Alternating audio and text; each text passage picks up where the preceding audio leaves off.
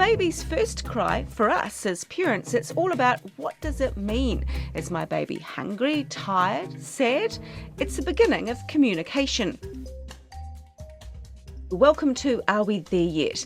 I'm Katy Gosset, and this is a parenting podcast that gives you some contemporary advice about challenging children, but also calls on a bit of help from the past. Having got our children conceived, born, and fitted into the household, let's find out how we learn to communicate with each other. How does this miraculous thing happen? Yeah, but what happens when communication ceases to be miraculous and turns into something else, something a bit more difficult? So today we're talking to a group of parents who have kids ranging from a few months old to teenagers and some in their 20s, and we're getting their take on how they communicate with their children. Oh, they answer back. You really just have to draw a line in the sand and let them know that it's not acceptable, especially if they're shouting or, using foul language. I would say that it's very, very common. I mean, right from the toddler when they're just going, no, and they won't do something because they want to have some control over their lives. We all want that. So it's a common thing. Most of us are dealing with this notion of attitude, tude, backchat, whatever you want to call it, or as clinical psychologist Catherine Gallagher puts it, oppositional behaviour. And oppositional behaviour is what exactly in lay terms? Oppositional behaviour is doing the opposite of what someone has said that you should do. So, things like talking back, digging your toes in and not doing the jobs, or going on the go slow, or arguing back. All of the above. And this is where we as parents can sometimes lose it. Parenting is personal, these little creatures. We love them to bits, and so when they look at us with like we're a piece of poo on their shoe, and how dare you even say that, and I don't love you, and all of those things that kids can provocatively say because they know it's going to hit a mark, can be incredibly challenging.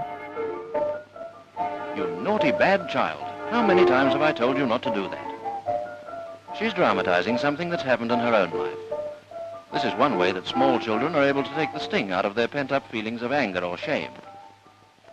So how does backchat or oppositional behaviour kick off? I've asked our group of parents. It'll be normally around something that she'll want to have happen right now, or not wanting to clean up. One of the things I won't tolerate is having my child say they hate me, because they're words that you can't take back.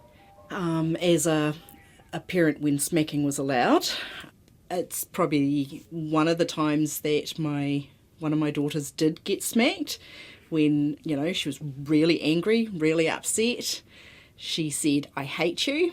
I actually did smack her across the face. We were in the middle of a really big argument. And I said, no. How did she respond at that moment? I think we were both totally shocked, actually. And she just looked at me and then went, oh, you're right. And we both parted.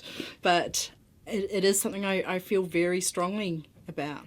If a child knows they can use that particular phrase and know that it will do damage to the parent, it's something that they can learn and use. There's the slamming doors and things like that, and they'll just go off to the room and then we'll say, well, you do that one more time and I'll take your door off your hinge. And then there's more aggro. So what are you going to do when this stuff happens? Well, it may or may not work for you, but here's what some other parents have tried. You can't say go to your room anymore. Let's just say, well, look, that's not right, listen to me, try and explain. But that's hard too, because sometimes they just walk out the door and go up to their room. So what do you do when that happens? Get back here. That doesn't work, you follow them up the hallway to their room. Then they say, I've had a couple of them, get out of my room, I don't want you in here, I want to be by myself. And I say, I'm not going out until this is sorted because I don't like leaving an argument. So you've got to push and push and push. Otherwise it just builds up and they get more grumpier and grumpier and grumpier. So, yeah, I like an end result. And then I want to hug. I hate that.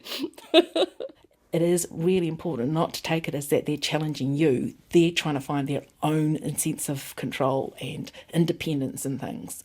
So I think that's important, because otherwise it's very easy to take it kind of like I'm being challenged in my authority and you will do as I say. And, they're not little robots. And some parents find it easier, if at all possible, to just ignore bad behaviour.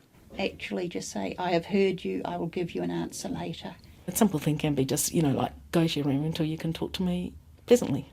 Unfortunately, then I need to actually be trying to follow that one too. Well, Mum, you're not talking pleasantly.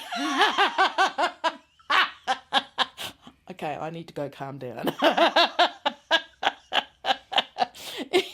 I can't expect to be asking something that I'm not trying to do myself as well. Because sometimes, perish the thought, we might actually be at fault and have to apologise. There have been many times where I've overstepped the mark as a parent, and it's not always right. Sometimes you don't always have the correct information.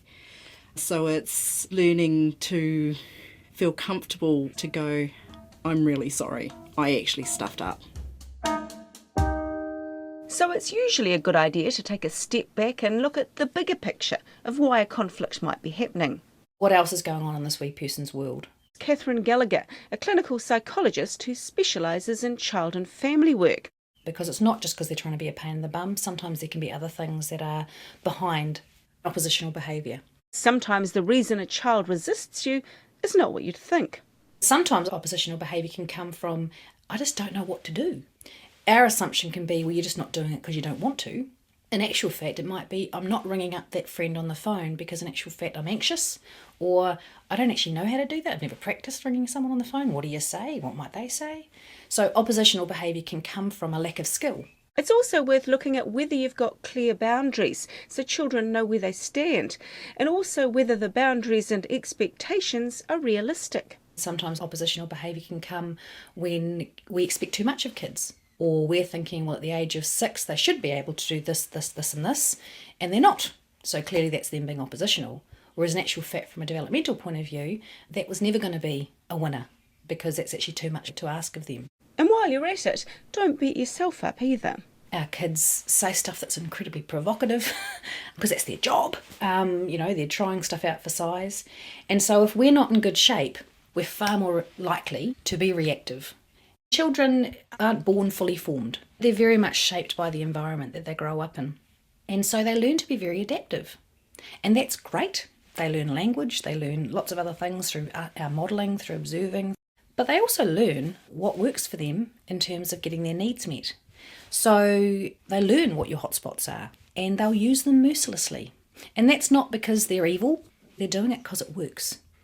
So if this certain behaviour gets a reaction from mum or dad, why would I suddenly stop using it? Mum and dad might want me to. So the motivation is actually theirs, not mine. So I might react to something or talk back because it gets me attention.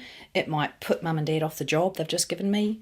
I might be having a feeling that's uncomfortable. So if I can have a good go at mum and dad, then actually I'm not having my feeling anymore. I've shared it, and we're all having a go. It might also mean if we're in a busy family environment, then my siblings no longer exist because I'm locked into this, intense interaction with mum or dad. And again, if behaviours prove powerful, like if I say, I don't love you or I'm no good at anything, and mum immediately sits down on my bed and gives me a cuddle, even if she was in the middle of telling me off about something, I'm not going to forget that behaviour as a powerful one, am I? I'm going to tuck that away. And now again, even in saying this, I'm not implying that children do this at a conscious, manipulative, and I'm doing that in inverted commas way, but we do what works. See how well the children are playing together. They're finding out for themselves, from their own needs and experience, that they can get more out of playing together than playing separately. They're beginning to emerge as social beings. Often when we're busy, we react to bad stuff and we kind of take good stuff for granted. And so we might if the kids are playing nicely, we might well walk past that and go, sweet, I'm not going to poke the bear, I'll just get on with what I need to do.